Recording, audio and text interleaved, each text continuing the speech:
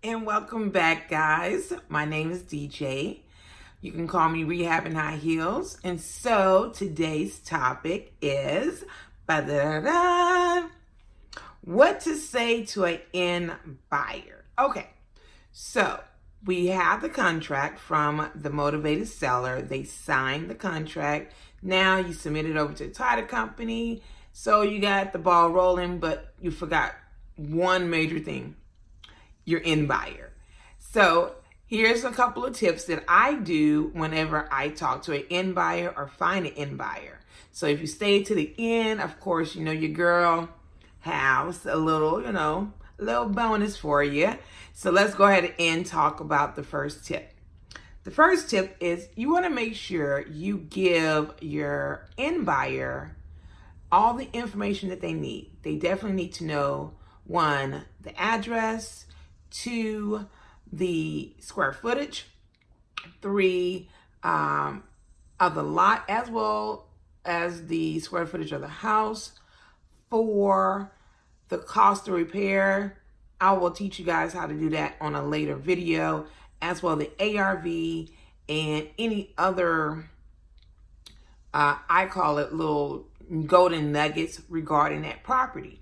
The reason being for doing that is to let let them know that, one, you are doing your due diligence as a wholesaler and you know what to look for as an investor if you had to take on that particular property. So that's very imperative whenever you build a relationship with an end buyer, okay? So tip number 2 is find out,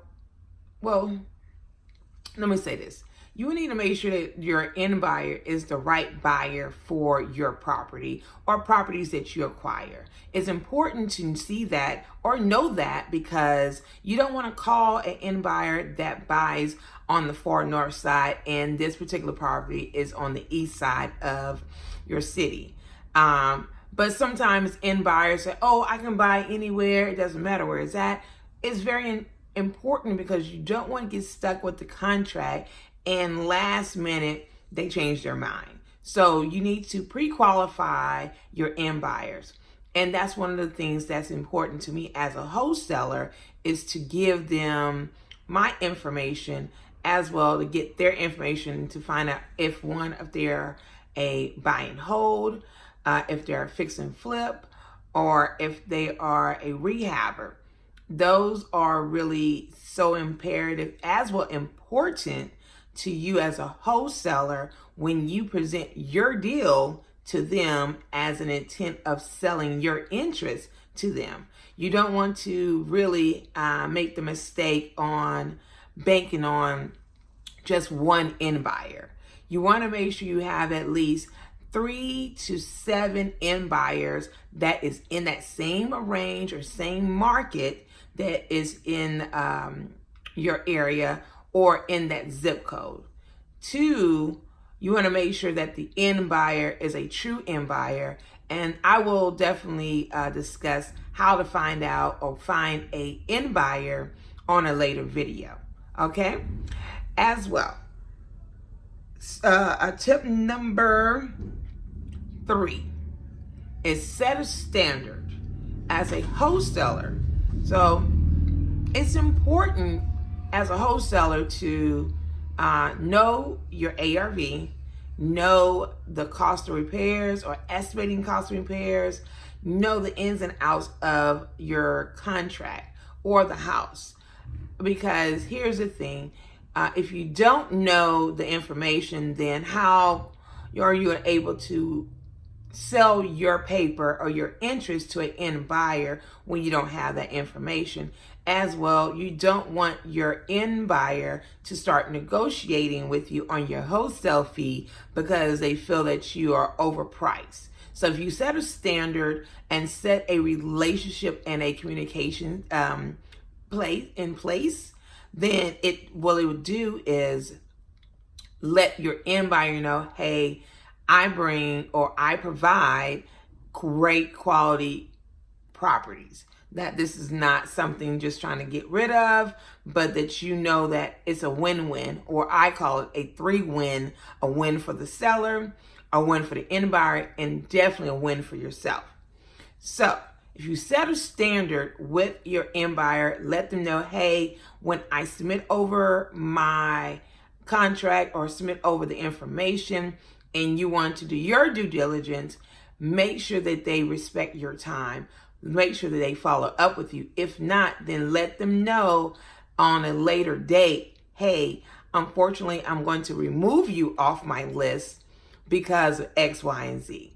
And sometimes they're like, wait a minute, hold on. You got the exclusive contracts, I don't want to lose that relationship. So if you make sure you set a standard on how you want your end buyers to respect you as a wholesaler and not to devalue your assignment fee, then you have to make sure you step up your game and know your clients, know how to sell to them and speak to them thoroughly and clearly. Okay? So another important tip that I feel as an end buyer is to really find out if it's not for them. You can do what I call reverse wholesaling or reverse end buyer. Let's say I call an end buyer today and they are saying, well, I don't really buy in this market. Then you ask them, okay, so tell me, what is your idea criteria of your property, that you're looking for? What area of town are you focused on? So you can put your marketing dollars in that area because you know that your end buyer buys there. Like for instance, I talked to a end buyer today and he wanted to be close to our colleges, University of Houston, go Cougs, as well TSU. And so I informed him, hey, I do have a property in that vicinity. It's about 8 minutes. Great for a flip. It's great for a buy and hold. It's great for a short-term rental. So I provided enough information to my end buyer to draw that buzz, to draw that, like, I gotta see it, energy over the phone. Also, what's important, you need to listen to your end buyer.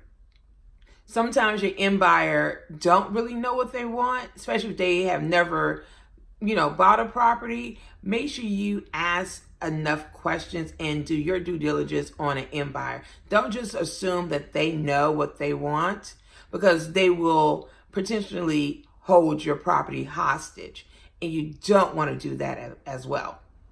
Oh, also what's so important, make sure you have a decent end buyers list. Sometimes I was told, when I first start, that all you need is like 3 to 5, but let's say your 3 to 5 doesn't really purchase as quickly as you want. You want to make sure you don't put all your eggs in one basket and rely on that one end buyer because they buy constantly. You want to make sure that you have at least, I'll say, 10 to 25 end buyers that you know for a fact that they buy. And don't be afraid to ask your end buyer, hey, do you know another investor who is also buying? And they have no problem sharing the information. You immediately call them, send an email, send a blast and say, hey, I have a particular property that was referred by another investor that you might consider.